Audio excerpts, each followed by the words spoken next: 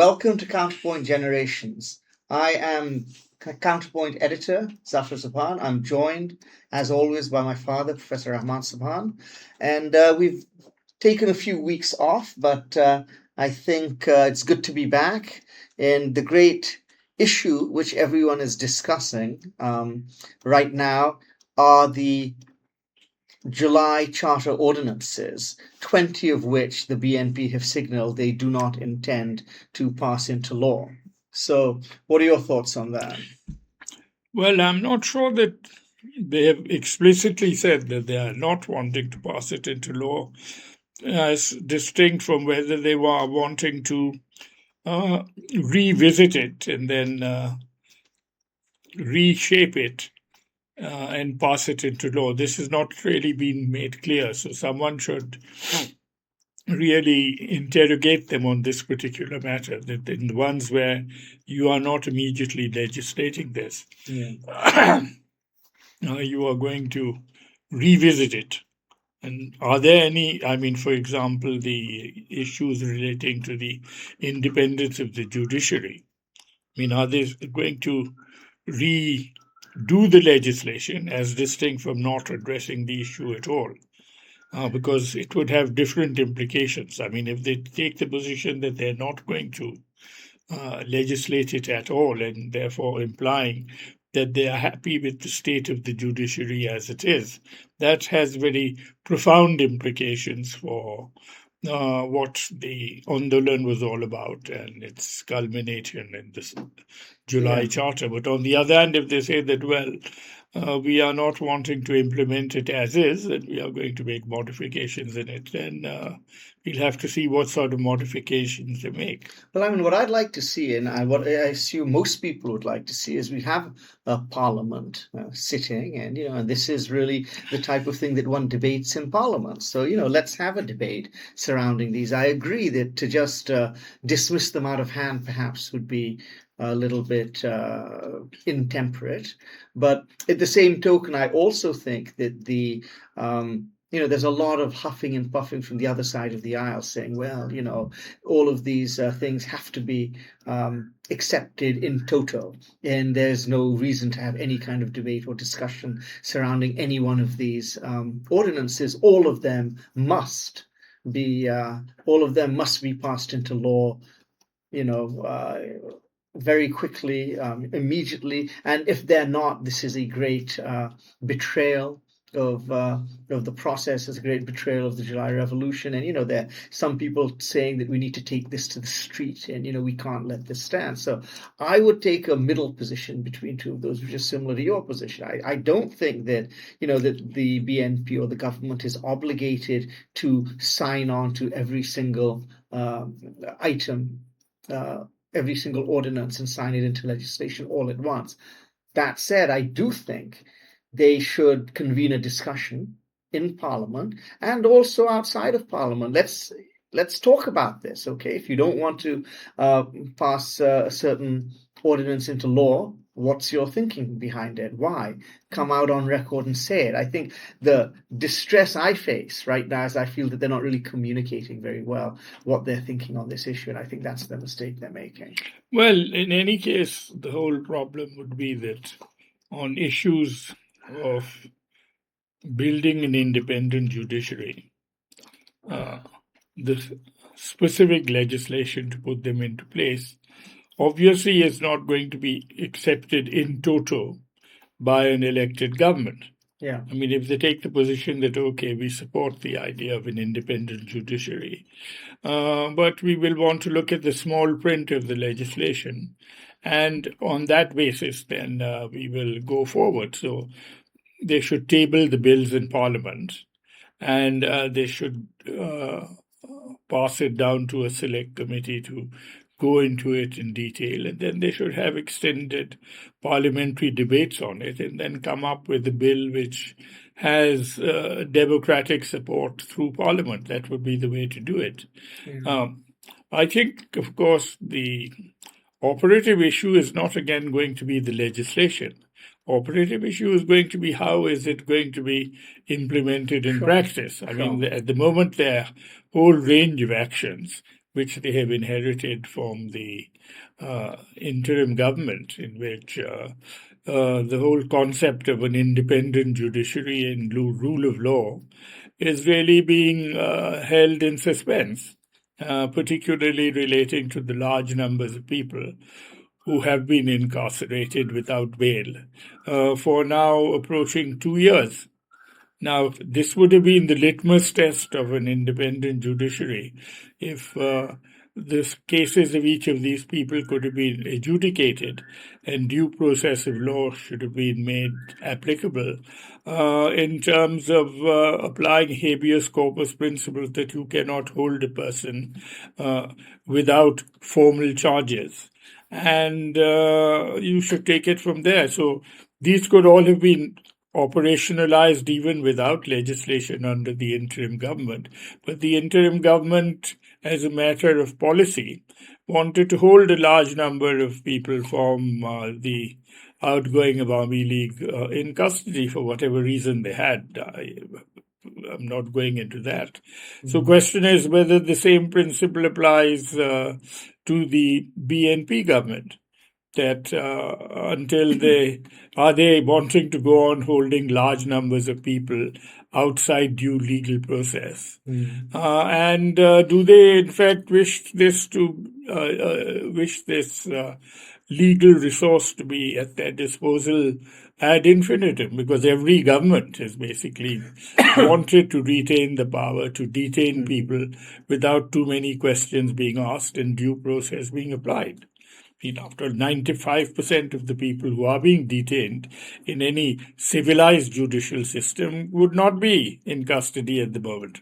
Yeah. That is the objective Well, of course, reality. there's a greater than existential question. Is the BNP suggesting, and perhaps this is not something they would say in public, or it's not something that would be an official communication of theirs, are they suggesting that no one can in fact govern Bangladesh in a democratic and, to use your word, civilized manner, that the only way they can really keep the peace is if they use these kinds of draconian measures and keep people behind bars without due process of laws? If that is indeed the case, that's a sorry commentary on the not just the state of our judiciary, but frankly the state of our polity and the state of our country. Well, as I said, I don't imagine that they will stand up and say any such thing. Yes. But at some point, they have to come out and explain themselves. Yeah. And at the moment, they are keeping silent and, in a way, then creating all sorts of doubts and antipathies to what they're actually doing, which is no reason for them to be incurring this. If they are not doing this, let them come out and say what they intend to do. And then the debate because if debate is going on in Parliament on this subject, there should be a concurrent debate going on in civil society there. Yes, in the newspapers. And what are the circumstances? And at the end, it isn't just a matter of debate, it's a question of also what you actually do. Yes. And what you actually do will critically depend on how you are treating people in detention to begin with. And then there are many other issues which will be coming up before the law courts, where the law courts never really functioned independently in the matter and did whatever the government of the day wanted them to do. So in practice, what people should be looking at is the revealed preference or actions of the BNP in the courts. I think too much debate is going on merely about the print. But at the moment, look at the objective condition, doing, the objective outcome of it is that you want an independent judiciary operating under due process. And this can be examined from the very first day by seeing what is happening in the law courts. Well, it certainly seems, if you're going to look at, say, actions speak louder than words, or action at the end of the day speaks louder than legislation, we see no evidence whatsoever that they actually are very much perturbed by the hundreds, thousands of people who are behind bars. As I said, rather than going into thousands, there is a very specific case of Ivy Rehman, the mayor of Dhaka, who has been of Narayanganj, who I think has been denied bail for the fourth or fifth time at the appellate level. Yes. And she was known as a person of great integrity who faced a great deal of persecution from the Awami League in Narayanganj due to the people who were really determined to try to sort of frustrate her election. Sure. She had to sort of deal with the initial hostility of the Prime Minister. But she has stuck to her guns and has remained there and is a very popular mayor. And she was gratuitously picked up by one of those fake cases filed against her that she was associated with with those killings. And she's still behind bars. In fact, she was released and then she was rearrested. Yeah. No, but I'll tell you, the interesting thing is, of course, the word on the street prior to the elections was that this was something, and, not just on the street, it was also circulated, in various other forums and what have you, that this was something which the BNP would do when they came to power. I wonder why and how there appears to have been a change of heart. No, but on this issue, I'm told that the more specific motivation is that they don't want her to participate in the local mayoral elections, which are coming up. Yeah. And obviously, they want to keep that reserved for a prospective BNP candidate. Chances are that Ivy would be a very strong contender. Well, I think that's a microcosm of the bigger problem they're facing, and this could be. I think now I speak to a lot of people who do a lot of who've done a lot of polling and who've looked at the results of the election. And did a lot of polling before the election. One thing which has become very apparent is that a large chunk of the BNP's majority probably came from Awami League votes, you see. And they probably feel that, if they were to allow Awami League back, then these people will return to the Awami League fold, which will give them a much more shaky hold on the political situation in the country. Well, the local elections obviously are very critical because it will determine a much more sort of disaggregated perspective on both the balance of power and also how they are looking at ground zero, where they are supposed to be functioning. So I would imagine that they would want to keep as many Awami League people who may be contestants over there. Yeah. And well, one of the things they've made clear is that, again, there was talk that the Awami League would be unbanned, but that's not happening at a party level either. Well, they haven't actually been banned, actually. Well, all that has happened is that the old government, outgoing government, has simply said that they cannot, activity is banned. Yeah. So if you put such a ban on before any decent court, they would say this is a completely sort of nonsensical reason to ban a whole party. Sure. And this would have been sort of thrown into the dustbin, but it's a measure of the quality of our judiciary that this sort of thing has never really received serious attention. And until such time as you have an independent judiciary, the ruling party is going to use it as their first instrument of choice. Because no one will want to say that I am locking up my opponents or dealing harshly with them because I am undemocratic. They will use what was the favored expression of the outgoing law minister Anisul Haq under the Awami League, Aino no jai sab kichu hocche. Yeah. And that was the whole narrative, starting with what they did, the sort of legal misdemeanors they committed with Professor Yunus. It was always claimed to have been done under cover of Aino no jai. Yeah, that's true. So this is a approach to the use of law and as a political instrument, and we must see whether the BNP is going to continue this tradition. If it is, then obviously you will get to a point where any hope, any expectation that millions of people may have had of an independent judiciary operating on due process is never going to be never going to be put on the cards. Well, I mean, speaking optimistically, it is possible that they will just hold off until after the local elections, because this is the thing which they are concerned about. But my sense is typically the way these things happen is that once you take a step down that road, you tend not to come back. You see that if you're going to actually lift these restrictions, you do it, and if you don't do it right away, you're unlikely to do it anytime in the future. Well, the big problem now is that all the people at the level of the lower judiciary, it's now got into their DNA that they will look to the law ministry and the home ministry to determine the sort of judgment they should give when particular cases come before them.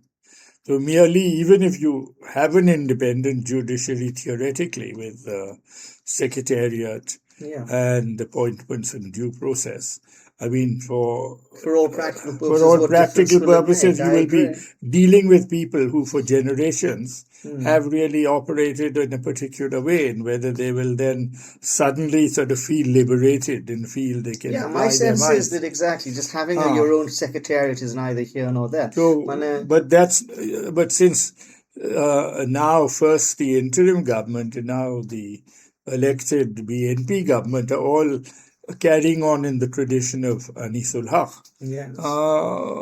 People will be getting the message that you are not really going to move in the direction of independent judiciary. So much really will depend then on both the way they actually treat the legislations which are on hold as far as the independent. And then, of course, in the meantime, we will keep on observing how they conduct themselves. Okay. I mean, if they continue to conduct themselves in the Anisul Haq tradition, then you will get your signals that whatever may be done on paper, that's really what is going to happen. We'll find out. And I should say, in fairness to Anisul Haq, he was not the progenitor of this strategy. I mean, I think people like Mahdud Ahmed can certainly take as much credit for what happened as he did. Mahdud and people who went with him, they've all been down this road. And they've really created this whole sense. Abused the judicial process to their advantage. The judiciary to govern with. Anyway, let's take a break. We'll be back shortly. We'll take a break right now. Welcome back. Before the break, we'd been talking about the political use of the judiciary. And, you mentioned Anisul Haq, I mentioned Mahdud Ahmed, who are two well-known former law ministers of Bangladesh. But of course, it would be easy for people to imagine that this is something which has been with Bangladesh from the very beginning. But if you go back to 1972 in the government there, what was the situation of the judiciary then, from your recollection? Well, in the period up to Baksal, the judges who were appointed in the post-independence period by people who were identified by Dr. Kamal Hussain as the law minister were judges of great quality and integrity. I mean, I can think of one of the judges of the appellate division, Justice Debesh Bhattacharya, the father of Devapriya Bhattacharya, who was one of the mainstays of the prior to the judiciary, he was one of the mainstays of the civil society ondolans, both to sort of protect due process of law as also on issues of secularism and human rights, and had been to jail at quite a number of occasions and functioned as a genuinely independent judge along with a number of colleagues. You had people like Barrister Ishtiaq Ahmed as the Deputy Attorney General at that time. They were all people of extraordinary integrity. And I would say that some element of due process continued until presumably Baksal made it possible. But even under Baksal, if you had independent judges sitting there and any case went to them, I mean, as long as they had the opportunity to exercise their independent judicial minds, they were people who would actually give independent judgments. And you had this even under Irshad, where a number of important cases of constitutional significance, such as the decentralization of the courts, were actually challenged and upheld by the judiciary.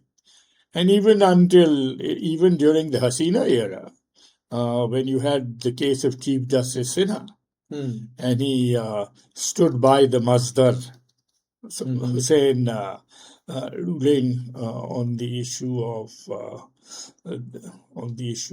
the rights of the judiciary to, in fact,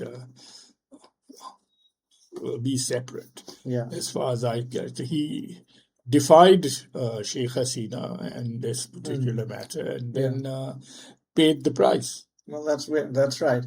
Well, that's that's the operative point. If you did defy, then you did pay the price, and of course that brings us to whether we are now going to, what is Bangladesh going to look like in 2026? And I mean, I think so much has changed in terms of our relationship to government, that will we be actually go back to an independent judiciary, an independent media, a civil society which feels empowered and also neutral in that sense of, for so long what we have seen is in civil society, which is, either pro-BNP or pro-Awami League. So we'll get people speaking more independently on these issues.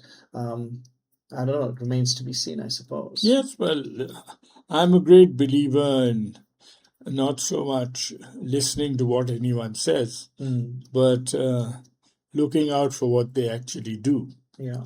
And time and again, both from my personal experience and from everything that I have actually observed in the way in which Bangladesh functions, at the end, everything is about doing an implementation. Sure. As I said, we talk the talk, all right, and sound very plausible at all levels.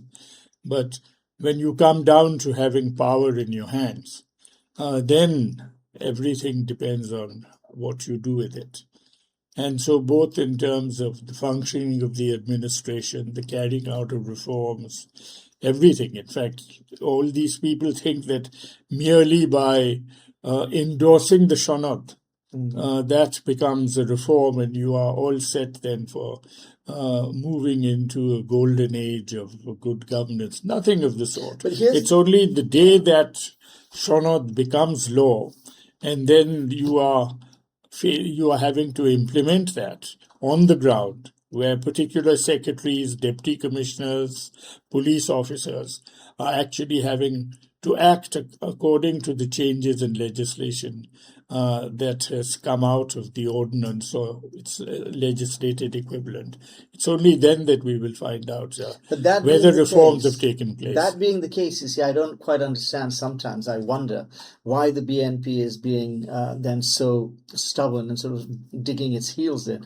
A simpler course of action surely would be to pass everything, but then simply just not implement it. Which is what most governments have actually done. Yeah, so why are they making such a big deal of this? I don't know. Again, it shows a great deal of immaturity and lack of understanding of how successive governments in Bangladesh have functioned. Yeah. But this is the standard model, that we huff and puff over particular legislation and have long debates about it. But then, having done all that, when it goes on the ground, everyone forgets about what is happening on the ground.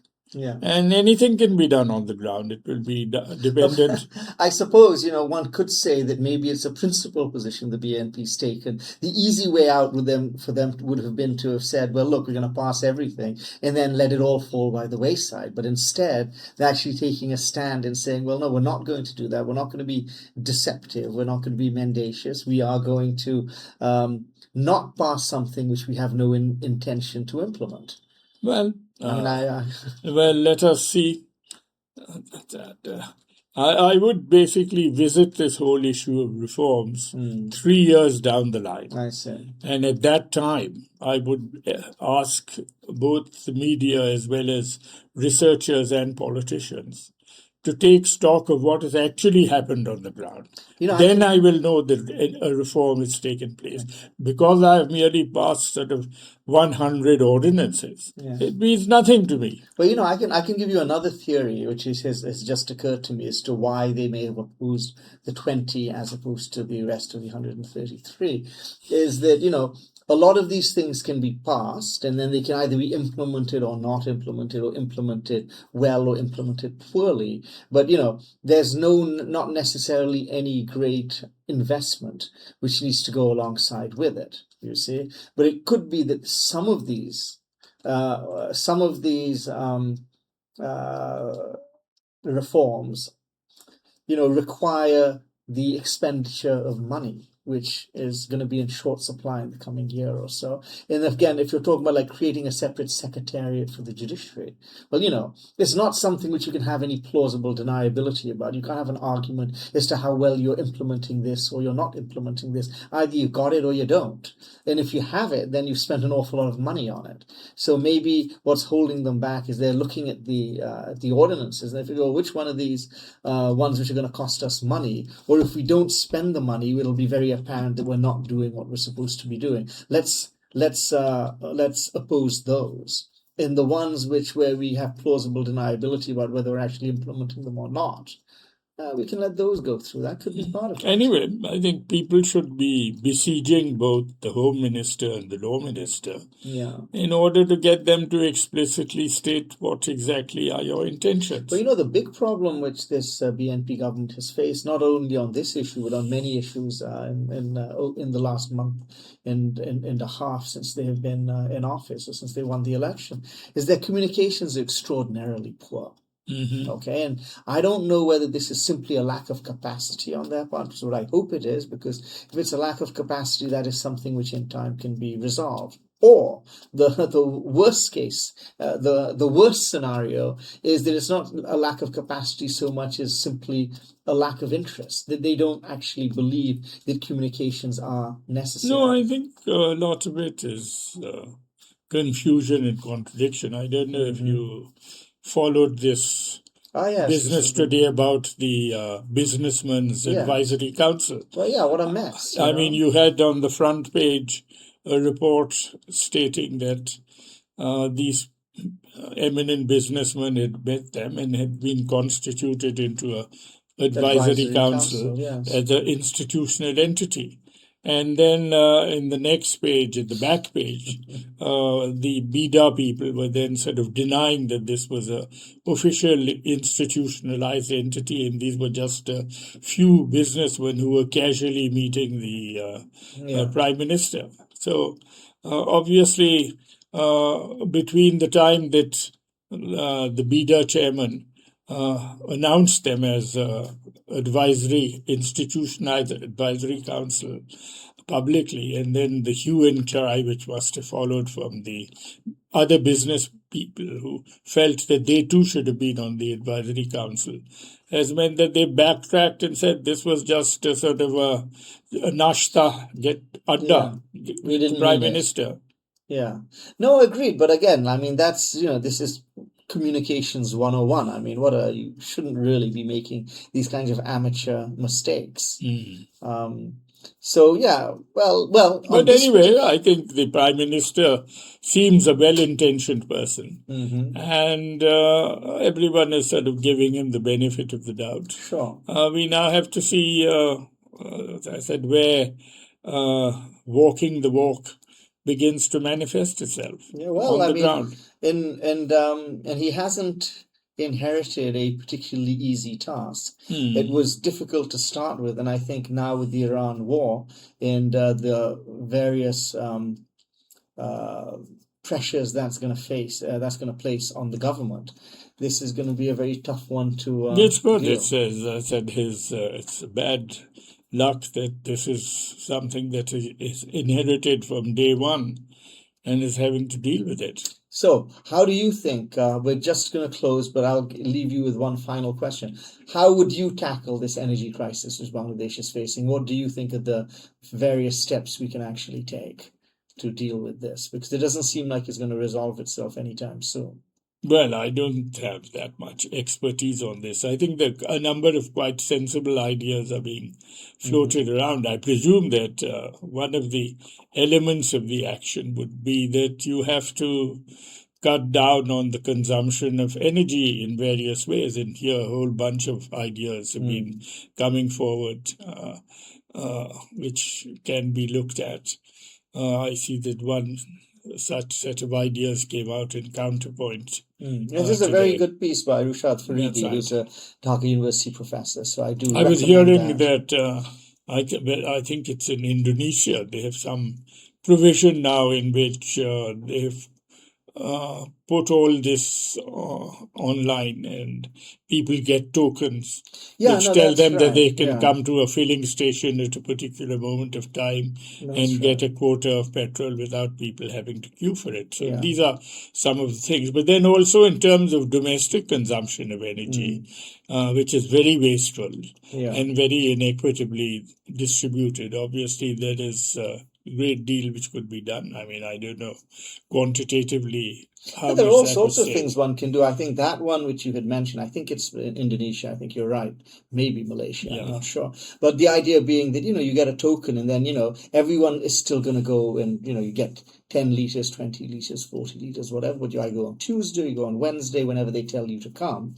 And it's all done through an app, and you can just put your license plate into the app, and it works that way. And at least it saves you from having to spend 3 hours, 5 hours, 10 hours in a queue.